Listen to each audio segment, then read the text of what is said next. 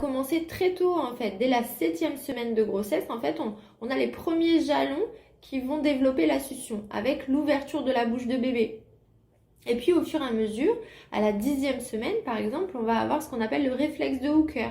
Donc bébé passe les mains devant la bouche, in utero, il ouvre la bouche et il va sortir un peu la langue.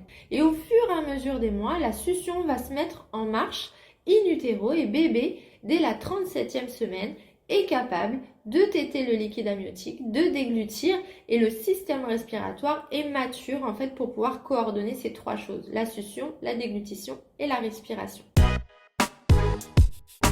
En fait, la succion va évoluer dans le temps. Au début, c'est un réflexe.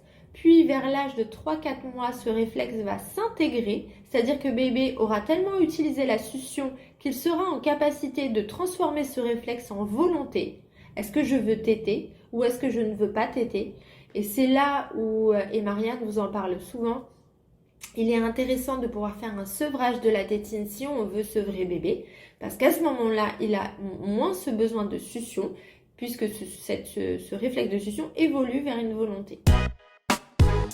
Vous pouvez avoir, par exemple, sur un bébé qui est au biberon, vous lui donnez le biberon et en réalité, il boit très vite.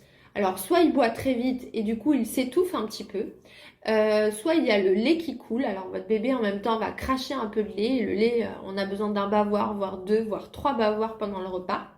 Là aussi, c'est un signe que votre bébé a des difficultés à déglutir, respirer, voilà, bien coordonner toute cette mécanique-là et que ses lèvres ne sont pas très étanches.